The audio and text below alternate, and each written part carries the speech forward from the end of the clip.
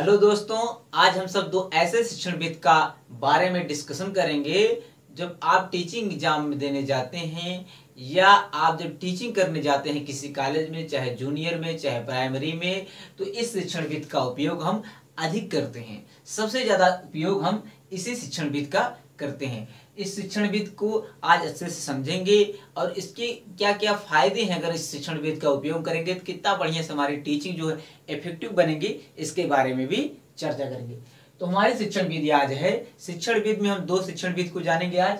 वैसे तो बहुत शिक्षण विधियां हैं, लेकिन जो प्राइमरी और जूनियर लेवल पे अधिक उपयोग होती है वह यही दो शिक्षण विधि हैं। पहली शिक्षण विधि है आगमन विधि और दूसरी क्या है, निगमन विधि। आगमन विधि को इंडक्टिव मेथड कहते हैं, निगमन विधि को डिडक्टिव मेथड कहते हैं।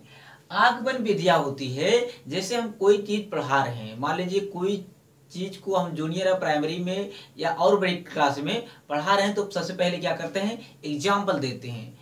एग्जाम्पल देकर जो हो उनको नियम बताने का प्रयास करते हैं। ऐसा तो है नहीं कि आप जूनियर प्राइमरी में जाएंगे, छोटे बच्चे हैं, उनको सीधा सीधा आप नियम बताएंगे। पहले क्या करेंगे, आप एग्जाम्पल देंगे, उदाहरण देंगे, और वो उदाहरण जो आपको मूर्त रूप में दिखाई देते हैं वैसे उदाहरण देने का प्रयास करेंगे, जिससे क्या हो, टीचिंग और इफेक्टिव बने। तो इसमें कौन सा प्रयोग करते हैं, आगमन विधि का। आगमन विधि में क्या होता है कि सबसे पहले हम उसको उदाहरण देते हैं। जैसे मान लीजिए आपको किसी टॉपिक पढ़ाना है, थोड़ी देर के लिए आपको संज्ञा पढ़ाना है। संज्ञा पढ़ाना तो आप सीधा संज्ञा का परिभाषा नहीं बताएंगे, आप सबसे पहले क्या करेंगे, संज्ञा के उदाहरण देंगे। जैसे कोई पेन बता सकता है, पूछ सकते हैं किसी बालक से, या आप डेस्टर लिए, डेस्टर के बारे में बता सकते हैं, या किसी प्लेस के बारे में, किसी स्थान के बारे में बता सकते हैं। क्योंकि हम सब जानते हैं संज्ञा क्या होती है, किसी व्यक्ति, वस्तु या स्थान के नाम को ही संज्ञा कहते हैं। तो सबसे पहले क्या करेंगे, आप उदाहरण देंगे। उदाहरण ऐसे होने चाहिए जो सरल हों और मूर्त रूप में दिखाई भी दे। तो क्या होता है, आगमन विधि में हम सबसे पहले क्या करते हैं, उदाहरण देते हैं, उदाहरण से नियम की तरफ जाते हैं। तो अगर आगमन विधि में देखा जाए तो आगमन विधि में उदाहरण से नियम के बीच, उदाहरण से नियम की तरफ जाते हैं। कहां तक, नियम से पहले। सबसे पहले क्या करेंगे, आप उदाहरण देंगे, उदाहरण से आप क्या करेंगे, नियम बनाने का प्रयास करेंगे। मान लीजिए आप उदाहरण दे रहे हैं, मान लीजिए आप टॉपिक कोई संज्ञा पढ़ा रहे हैं, संज्ञा में आप पेन का उदाहरण दे सकते हैं। पेन क्या हो गई, किसी वस्तु हो गई। आप जो किसी स्थान का नाम बता सकते हैं या बच्चों से पूछ सकते हैं। तो किसी व्यक्ति या किसी प्रसिद्ध व्यक्ति के नाम भी पूछ सकते हैं। तो क्या होगा, किसी प्रसिद्ध व्यक्ति या वस्तु के नाम को ही संज्ञा कहते हैं। आप क्या दे रहे हैं, पहले उदाहरण दे रहे हैं, उसके बाद क्या दे रहे हैं, नियम बता रहे हैं। उदाहरण जो होते हैं वो अपने आप में क्या होते हैं, विशिष्ट होते हैं। उदाहरण क्या होते हैं, अपने आप में विशिष्ट होते हैं। आप क्या कर रहे हैं, विशिष्ट से कहां जा रहे हैं, आप उदाहरण क्या दे रहे हैं, उदाहरण क्या है, विशिष्ट होते हैं। तो विशिष्ट से सामान्य की तरफ जा रहे हैं। तो क्या हो गया, उदाहरण हमारा क्या होते हैं, विशिष्ट से सामान्य की तरफ। अगर कहा जाए विशिष्ट से सामान्य कहाँ जाएंगे, तो आगमन विधि में विशिष्ट से सामान्य की तरफ। क्योंकि नियम जो होते हैं वो सामान्य होते हैं, हर जगह पर नियम लागू होते हैं, लेकिन उदाहरण क्या होते हैं, उदाहरण विशिष्ट होते हैं।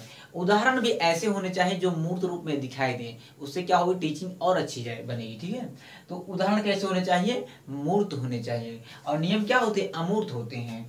यहाँ से हम क्या करेंगे, मूर्त से अमूर्त की तरफ जाएंगे। क्या करेंगे, मूर्त से अमूर्त की तरफ, मूर्त से अमूर्त की तरफ। मूर्त मतलब होता है जो चीज दिखाई दे, अमूर्त मतलब होता है जो चीज ना दिखाई दे। तो मूर्त से अमूर्त की ओर, मूर्त से अमूर्त की ओर, मूर्त से अमूर्त की ओर। यानी आगमन विधि में क्या होता है, सबसे पहले आप उदाहरण बताएंगे, उसके बाद क्या करेंगे, नियम बनाने का प्रयास करेंगे। उदाहरण हमारे क्या होते हैं, विशिष्ट होते हैं। तो उदाहरण क्या है, विशिष्ट है, विशिष्ट से सामान्य की तरफ बनाएंगे। ठीक है, और उदाहरण ऐसे होने चाहिए जो आपको दिखाई दें या बच्चों को देखने में समझने में आसानी हो। तो उदाहरण क्या होते हैं, मूर्त होते हैं, मूर्त से अमूर्त की ओर। अगर आगमन विधि देखा जाए इसमें क्या होते हैं, सबसे पहले उदाहरण बताएंगे, उदाहरण से नियम बनाने का प्रयास करेंगे। वहीं निगमन विधि में होता है, जैसे आप मान लीजिए सबसे पहले आप किसी भी नियम बता दे रहे हैं, रूल बता दे रहे हैं, उसके बाद आप एग्जाम्पल दे रहे हैं, तो किस में जाएगा, निगमन विधि में। निगमन विधि में क्या होता है, पहले आप नियम बताएंगे, नियम बताने के बाद क्या करेंगे,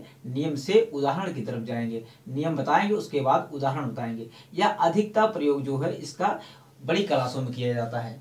निगमन विधि का प्रयोग जो है, अधिकतम जो है प्रयोग इसका बड़ी क्लासों में किया जाता है, जबकि आगमन विधि का प्रयोग छोटी क्लासों में सर्वाधिक किया। जैसे जूनियर हुआ, प्राइमरी में सबसे ज्यादा आगमन विधि का प्रयोग किया जाता है। निगमन विधि का बड़ी क्लासों में, आप जब बच्चे मेच्योर हो जाते हैं तो उनके क्या करते हैं, हम पहले नियम बताते हैं, उसके बाद एग्जाम्पल लिखा देते हैं। ठीक है, तो नियम जो होते हैं वो क्या होते हैं, सामान्य होते हैं। नियम क्या होते हैं, सामान्य होते हैं। नियम क्या है, सामान्य है, जबकि उदाहरण क्या है, विशिष्ट है। इसमें क्या होगा, इसमें सामान्य से विशिष्ट होगा। क्या होगा, सामान्य से विशिष्ट हो जाएगा, सामान्य से विशिष्ट की तरफ हो जाएगा। ठीक है, इसमें क्या होगा, सामान्य से विशिष्ट।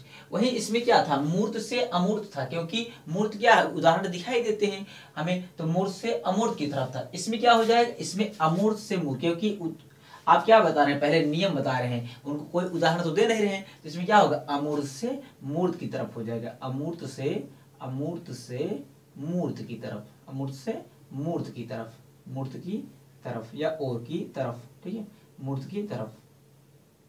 तो आगमन विधि वो होती है जिसे आप पहले उदाहरण बता रहे हैं, उदाहरण से आप नियम बनाने का प्रयास कर रहे हैं। मान लीजिए संज्ञा पढ़ा रहे हैं या कोई टॉपिक पढ़ा रहे हैं, उससे संबंधित आप बच्चों के सामने क्या कर रहे हैं, एग्जाम्पल प्रेजेंट कर रहे हैं, उसके बाद नियम बनाने का प्रयास कर रहे हैं। तो आगमन विधि में जाएगा। उदाहरण क्या होते हैं, हमेशा विशिष्ट होते हैं, उदाहरण से सामान्य की तरफ जाएंगे, यानी विशिष्ट से सामान्य की तरफ। उदाहरण क्या होते हैं, हमें दिखाई देते हैं, तो यह क्या होगा, मूर्त होगा, मूर्त से क्या होंगे, अमूर्त की तरफ जाएंगे, क्योंकि उदाहरण से नियम बना रहे हैं। नियम क्या होते हैं हमारे, अमूर्त होते हैं। अमूर्त मतलब होता है जो चीज हमें दिखाई न दे, मूर्त मतलब होता है जो चीज हमें दिखाई दे। उसी प्रकार आप निगमन विधि में जाएंगे तो निगमन में क्या होता है, आगमन का जस्ट अपोजिट होता है।